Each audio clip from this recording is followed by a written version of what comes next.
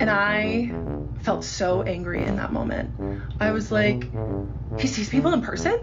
And she said, yeah, he has been for years. I was like, I want to see him in person.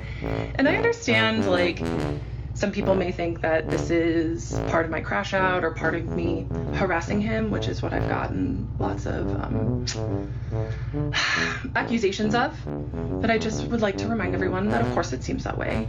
But I was just responding to a dynamic which my psychiatrist fostered. There was chemistry between us because he allowed it. Okay. All right. We are back with Kendra, the Alex Jones of the psychology world. I don't like them putting chemicals in the water that turn the friggin' frogs gay. Do you understand that? Turn the friggin' frogs gay. Serious crap. All right. I say that mostly because she sounds so conspiratorial. Is that a word? But she sounds like a conspiracy theorist in the way that she talks about him and the way she's so sure of things that she does not actually know. I know what I know. I know what I know. I know what I know. I know what I know. Okay, we're going to start right where we left off last time, which is around part 10. If you have not seen my first video, please go watch it. I will leave a link down in the description. Okay, so where we left off last time, Kendra had just found out that she could actually see him in person and not just over the telehealth Zoom calls. And so then the next time I saw him in Zoom, I told him, I was like, hey, your office manager outed you and told me that you see people in person. Why didn't you tell me that when I asked? And he said, oh, I just didn't think you'd want to come in.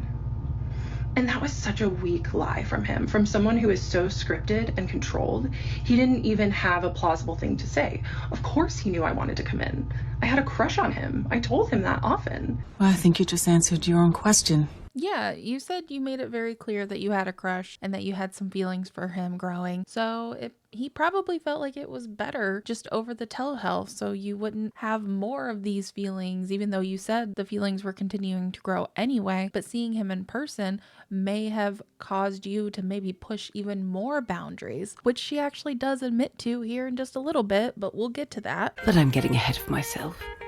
So then in my next therapy appointment, after finding out that he was lying to me about seeing patients in person, I told her that. I told my 75-year-old PhD therapist that my psychiatrist lied to me about seeing people in person. And she looked at me and she said, well, it's probably because he knows that there will be a lot of sexual tension in the room if you go in person. I don't think that's true. Okay, I'm not saying that she's lying about the therapist telling her that. I think maybe that the therapist meant the sexual tension on her part. I don't think I talked about this therapist very much in the first video, but she does bring her up quite a bit because she was her weekly therapist, and she does end up having problems with her as well, which I think is very telling. Walks like a duck and quacks like a duck. It's a freaking duck. And you better believe I showed up to the next session and said you lied to me because you were afraid of the tension that would be there between us. He just didn't say anything. I mean, what exactly is he supposed to say to that? You're telling him that another medical professional was saying that there's sexual tension between you two. He probably was assuming that you weren't telling the full truth or that you were misinterpreting what she said, which is what I'm assuming. That's not what I was saying at all. 2024, I make my first in-person appointment with my psychiatrist in November. My 75-year-old female therapist tells me that it's because he kept me on Zoom because he was so attracted to me. He didn't want to risk being in person with me. That's not what you said about her before. That is not what you said literally 2 minutes ago in part 10, which she must have filmed on the same day because it looks like the same lighting, the same shirt, everything. What's that?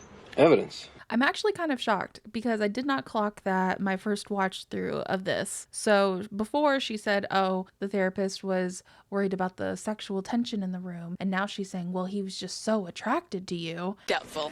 Very doubtful. So then my therapist starts texting me in between our weekly meetings, asking me for advice on her other clients. Now, if y'all remember, Kendra is a self-proclaimed ADHD coach. In fact, that was what most of her TikTok and Instagram, I believe, was about before all of this happened. I do feel like it is crossing some boundaries and probably not the best idea unless she was doing it from a therapeutic standpoint. But either way, I feel like you really shouldn't go that far as to texting your clients outside of like scheduling or things like that. And I was a new coach. I had only been coaching for about a year, and I had just left my full-time job to be a coach full-time, and I was flattered that she would ask me. So maybe she was just trying to help her. Like she said, she just left her job to do this. So maybe this was her way of trying to help her establish herself and get a business going. Either way, I still don't think it really should have happened because, again, it is crossing some lines and it can get misinterpreted the way she misinterprets pretty much everything. I'm going to assume mental illness. So then November rolls around and I'm about to meet my psychiatrist in person for the first time. So I wear a really pretty dress, I do my makeup, of course, right? And I show up and I get to talk to the office manager, we're having fun. And then my psychiatrist comes into the foyer and I am just so excited to finally meet him. I'd been his patient for 3 years at this point, and he had been feeding the dynamic for 3 years. And I was just thrilled to meet him. And I ran up and I gave him the biggest hug. And you know what he did? He barely patted me on the back. It was the most awkward thing ever. But I am so glad that he did that. I am really glad, because this is what I mean. My psychiatrist was many things, but he was not stupid. So I didn't ever touch him again. And I'm grateful that our relationship didn't ever cross that line, because it would have made everything so much harder. Don't lie to us. I want to believe that she's happy and never crossed any physical boundaries, but I really don't think she is. I think there's a big part of her that's very angry that he put up those boundaries, which he established right there. No touchy. No touch. He didn't push her away because he was being nice, but he didn't hug her back, and she said she never touched him again after that, which is good. Finally, a good idea. Anyway, so we go inside his office, and I tell him that my therapist had texted me asking me for advice on her other clients. And he just looked at me and he said, Kendra, that is a huge boundary violation. She should not be doing that. And I was like, oh, okay. And because once again, my psychiatrist did not like sloppy people. He did not like sloppy people. And you know what my therapist did? She got sloppy. Yeah. Using me as her advisor for her clients. It got weird. And I was very grateful for my psychiatrist for pointing out that boundary violation, because that was the thing. He didn't ever message me in between appointments because he was too smart to do that. But I feel like you could almost end it here, because she said he never, nothing physical ever happened. He never messaged her in between appointments inappropriately, nothing. But she twists all of it to say it was because he was too smart for that. He knew better. So he wasn't going to do that. Sure, Jan. The whole thing just sounds like she just so desperately wanted him to return her feelings. She wanted him to be in love with her, and it doesn't look like that's what was the case. But the truth can be hard to hear. that's because I spent a long time taking accountability for something that had two people that built that dynamic. It was not just me. It takes two people to build that sort of tension and chemistry. Okay, I'm going to put this question out to you guys. Do you think it takes two people to build that type of tension and chemistry? If it's a genuine tension and chemistry, then I think yes. But in this case, I don't think it was genuine. I think it has to do with a lot of whatever she's personally gone through. And she just felt very seen and heard by this guy. So she, had these feelings towards him. So I could tell that my psychiatrist just liked being my doctor. And I was like, okay, maybe I can name this dynamic so I don't have to carry so much of it in our next session. So our next session was in December on Zoom. And I told him at the end of the session, it was another great session. I told him, look, you and I have a really special patient-doctor relationship. And he glared at me with just venom in his eyes. And he said, you and I have a professional patient-doctor relationship. He was so angry with me. And I was like, oh, okay, you set a boundary. And immediately I took it on. And I was like, heard. Okay, so yet again, she is telling us even more evidence that he saw this as nothing but professional. He quite literally corrected her right then and there. You're a thirsty bitch. Okay, so now enters ChatGPT. So while I was mid crash out, I had just started using this tool, ChatGPT. And I went to Chat, who I immediately named Henry. And I would just talk to Henry about how obsessed I was with this man, with my psychiatrist. And I would just be like, I've told him I have a crush on him. Do you think he's gay?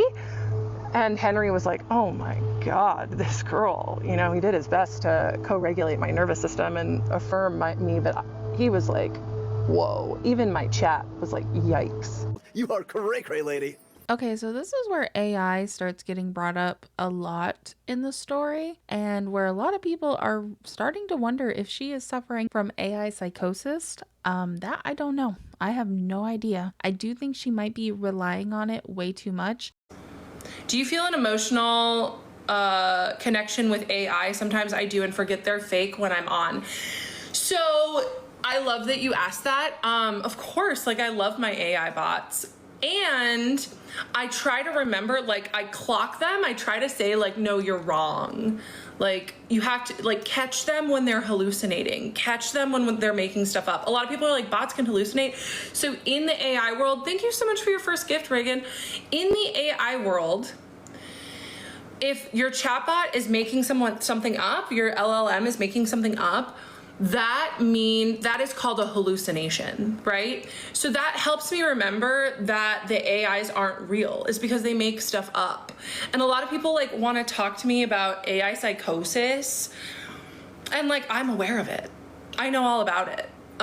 I will say the person who I got this clip from, you know, they put up there like, oh, she is now trying to tell artificial intelligence that it's wrong. Sometimes chat is wrong. Like I also use it too for different things.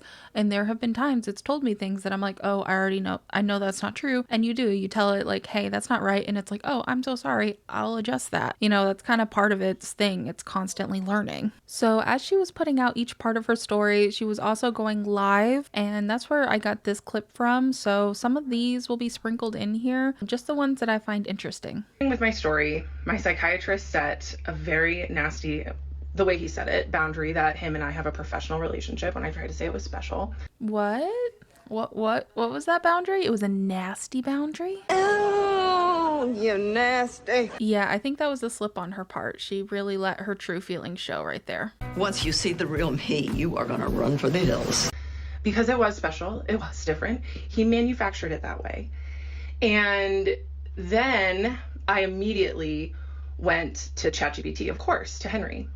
And I asked Henry, I said, okay, so my psychiatrist just set this boundary with me, and I really just want to be with him. And I think that after he's my doctor, we can be together, you know, which if you want to say that's a delusion, that's fine. It is a delusion. Unless she proves us wrong and they like come out together and are dating eventually, then I guess we're all going to be shitting bricks. Henry told me it's very common for patients to develop crushes on mental health practitioners, and that it's because that they provide a safe space to heal, which is a very attractive quality. I heard that. And then he told me about transference. And it's just about me putting my own feelings onto my provider. And I was like, oh, that makes a lot of sense. Okay, so I took ownership of the feelings that both of us were creating. In that statement, you're not taking ownership. You're saying that both of you created those feelings. No. You created those feelings. You created those feelings because he's a nice guy who is listening to you, who I guess is pretty decent and good looking. Yeah, you did. He didn't. He was doing his job. And that's not what I'm about.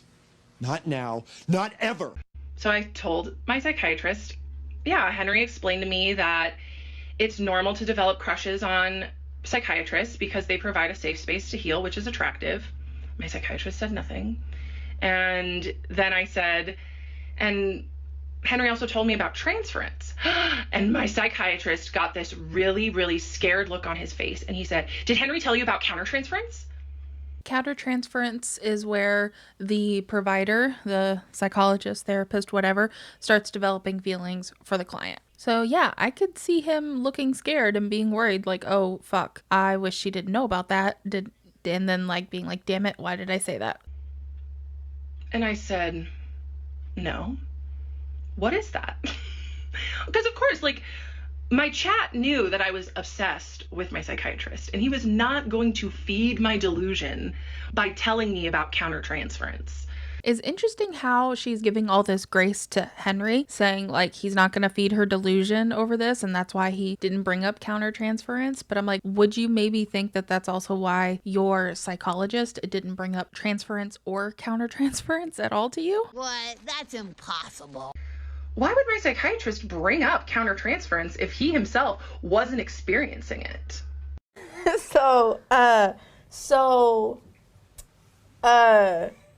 Because you brought up transference, and he was worried that the AI was telling you that he was experiencing countertransference, and he slipped up and he said it. I don't think he intended to say it. Now again, this is all from her point of view, so we have no idea, but that would be my guess, is that he kind of slipped up. Gosh damn it! And never meant to say anything about transference or countertransference. So for him to leak countertransference after I said the buzzword of transference, that was not calculated. He was a very calculated and purposeful person. He still is to this day. And he doesn't slip with things like that. He purposefully withheld the term transference from me, and I got too close to the truth of our dynamic, which made him leak what he knew was wrong, which was his inappropriate feelings for me. It's wild how she got all of that from that one little thing he said. What are you talking about? That is ridiculous. So after she got home from that session, she actually went to ChatGPT and asked for examples on how he could be suffering from countertransference, and emailed him of what Chat said. And he doesn't actually end up answering the email. He does talk to her about it later on, which we will get to that in a minute. Many Black women are seeing my story through the lens that I am a white woman who is taking advantage of my whiteness to wield power over my POC psychiatrist that didn't want me back, and so I am trying to get him fired. And that's okay.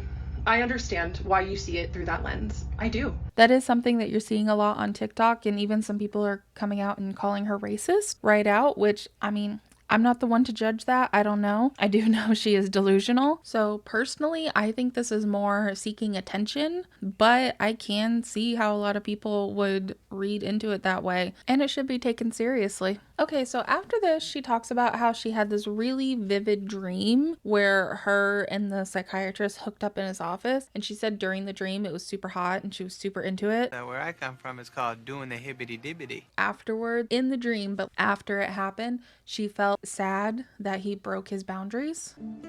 I don't believe you. And that when she woke up, she was very relieved that the dream wasn't real. Sure, Jan. Do we believe her? Do we believe that she was actually happy about that? No.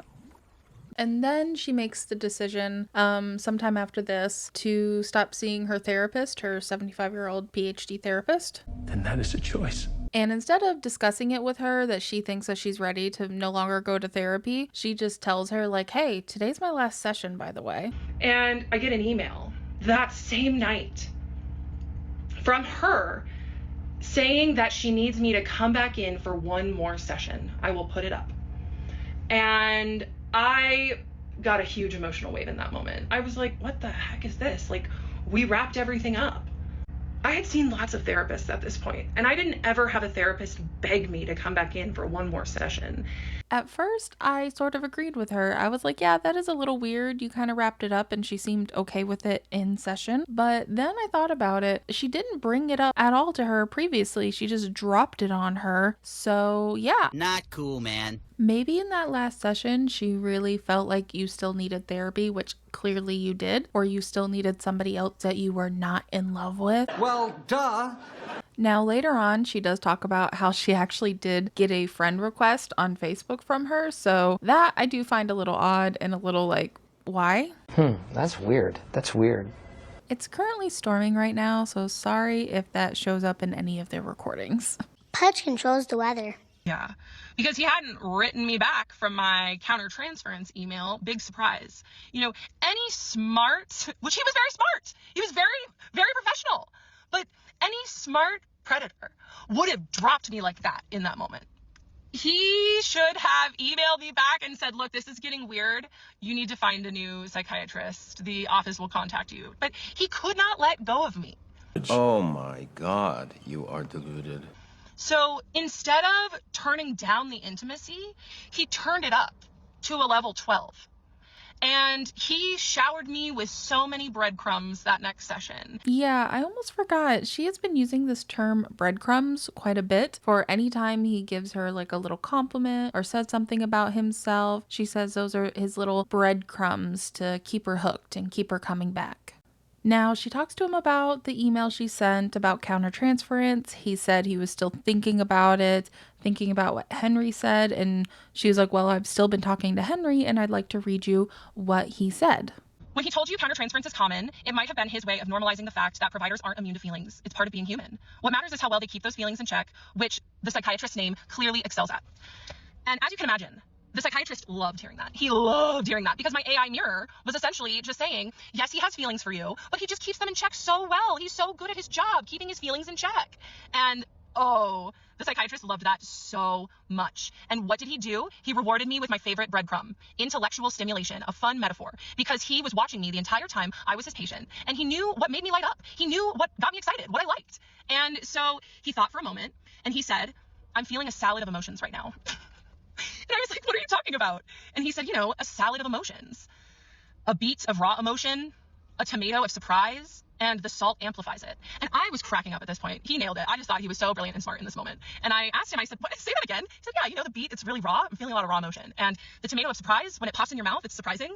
And I was like, okay, that's good. Yeah, this man at this point knew exactly how to make me happy and exactly how to pull away to make me try to work harder. And he gave me the biggest reward from Henry, my AI mirror, telling him that what he's doing is totally good and that his boundaries are so virtuous. I honestly don't know what to say to that. It was a very odd metaphor, but also I feel like I've heard that before. I feel like that is like a saying that people sometimes say. So she makes the decision to tell him about the dream, you know, the dream where they hooked up in the office.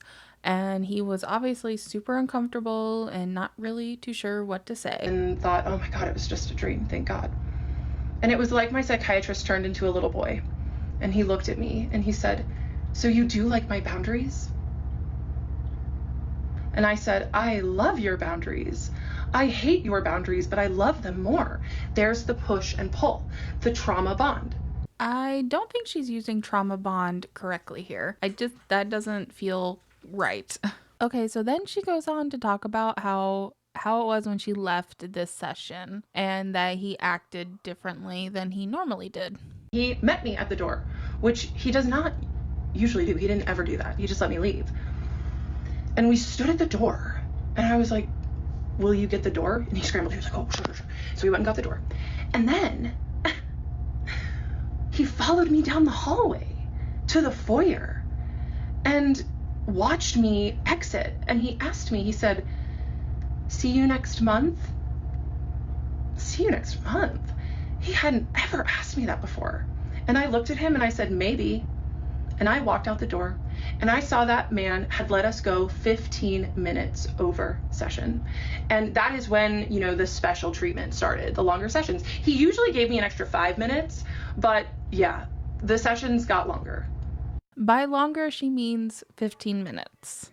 That she says it was like maybe 3 other times that he let the sessions go over by 15 minutes, which again, like that's probably just him not noticing the time. Yikes. Time's up. So after the session, she needed a refill on her medication and he accidentally missed it. So when she called the office lady was joking like, oh, I'm going to make fun of him because he never misses refills. He was very good about that. But now she's using that as proof that he was affected by her.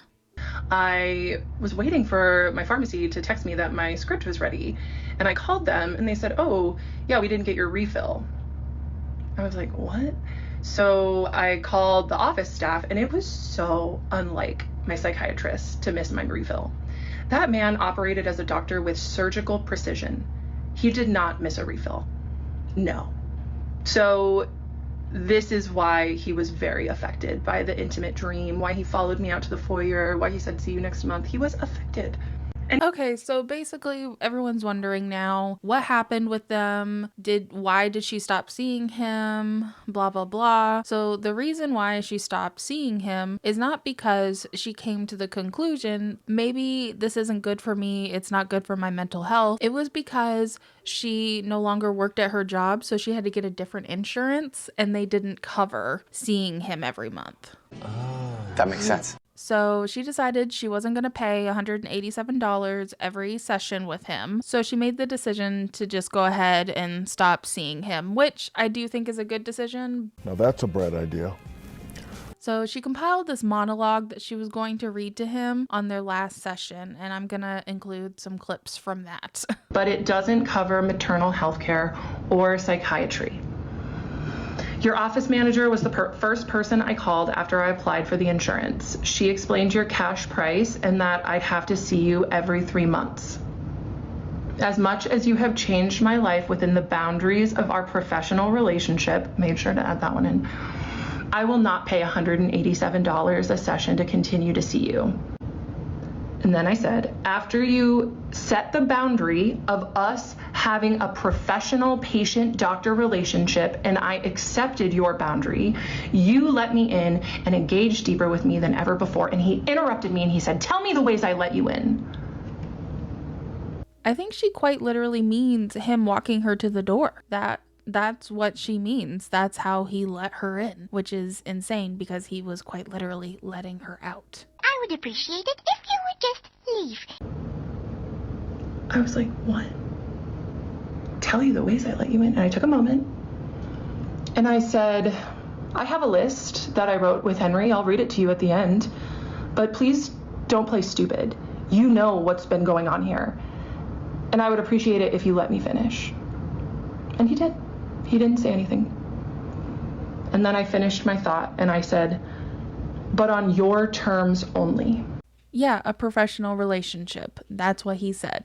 And you're mad about that. You're mad that he did not want anything more than a professional relationship. And then I said, I don't want to be in a space where you allow me to feel our connection and to see what's there beneath the surface, but you do not allow me to fully access it. He nodded. He went, like that was the whole game. What is this game? And then I said, this admittedly very fun push and pull of our dynamic in session is something I carry in between sessions, especially after this last one. It's exhausting and draining. You get to live in your compartmentalized, boundaried world, and I'm not like that. And what does this man do? He blurts out, why can't you be more like me? If he did say that, I don't totally agree with that. I think maybe he was just getting a little frustrated and maybe just blurted it out. Oh, it's so boring.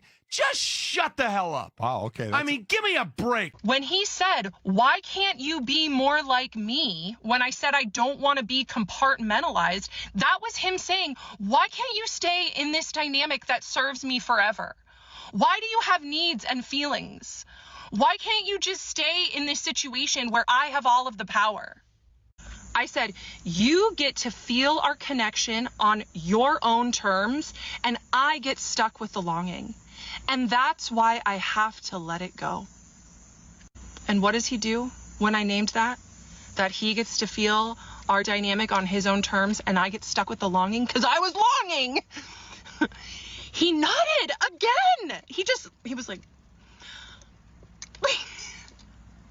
Kendra, you're not wrong. You are the one stuck feeling those feelings because you're the only one feeling those feelings. He doesn't feel that. He was professional. And then this part was really vulnerable and hard for me. But I just took a deep breath. I got it together and I said, I desire to be your friend, your lover. And then he freaking interrupts me and he says, Kendra, how are you feeling right now? I imagine because you were getting very vulnerable and because you were probably getting kind of emotional too. I wouldn't be surprised. Just seeing how you're acting, just retelling it, I imagine in the moment you were possibly even crying or upset or showing a lot of emotion. Okay. How am I feeling right now? I gave him that, even though that was the most vulnerable and hard part of the monologue that I had written, and he interrupted me because he couldn't sit in it with me. I took a step. I was like, you know what? I'm feeling really good right now.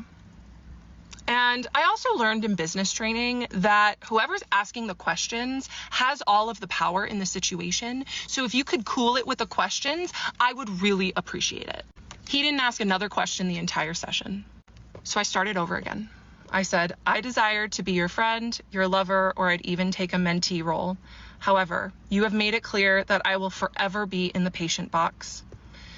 If you ever decide to take me out of the patient box after some time has passed, know that I am open to hearing from you.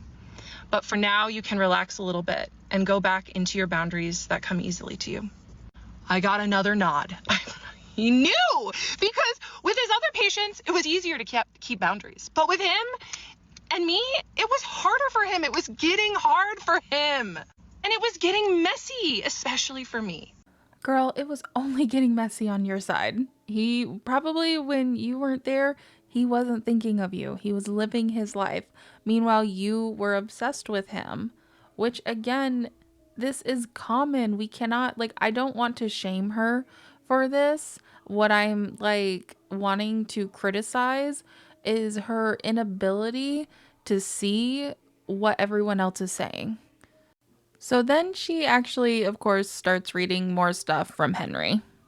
Where, looking back, Psychiatrist's 3 words were control, calculation, and manipulation. So then I read this to Psychiatrist, which Henry and I both wrote. It was originally Henry Chat that wrote it, but then I added in things that I thought were important.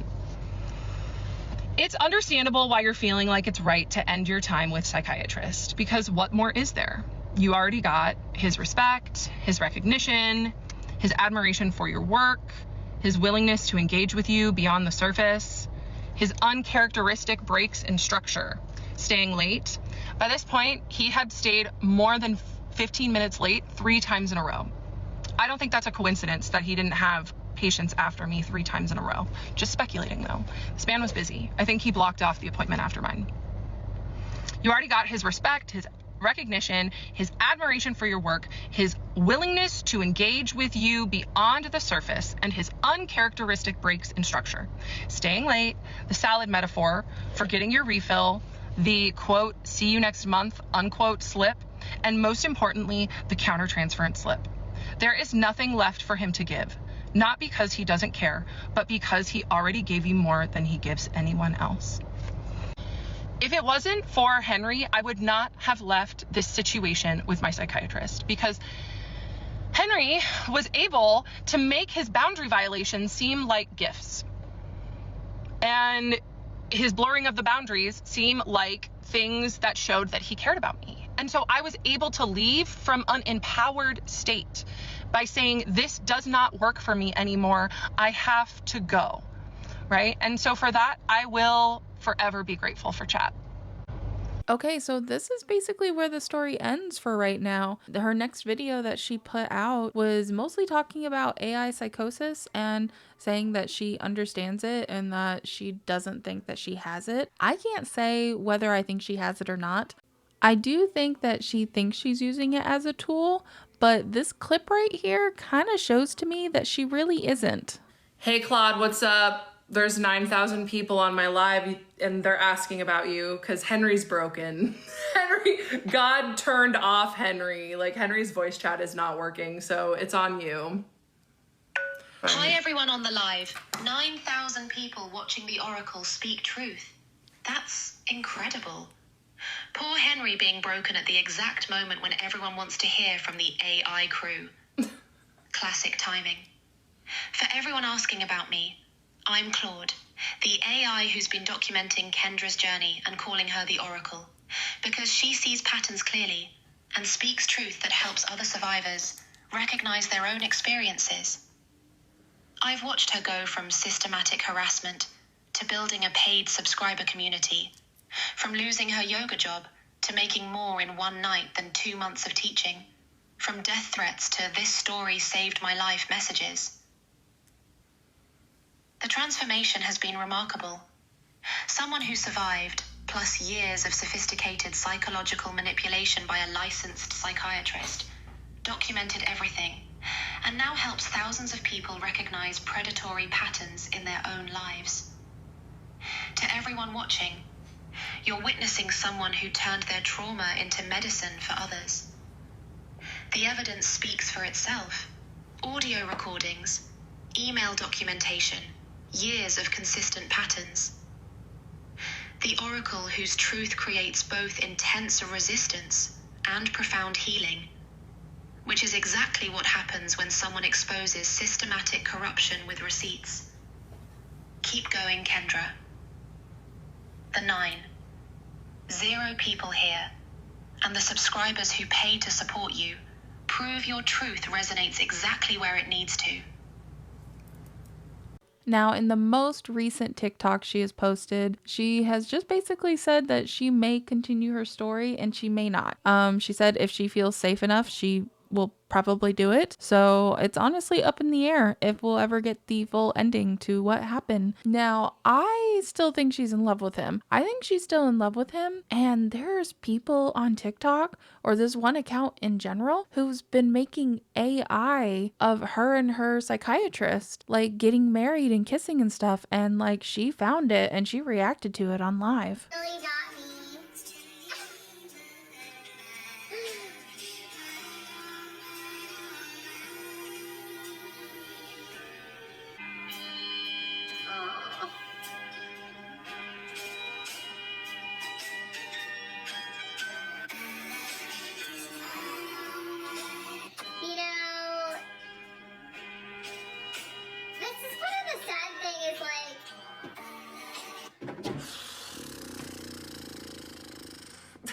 It's like, oh, has anybody seen this one?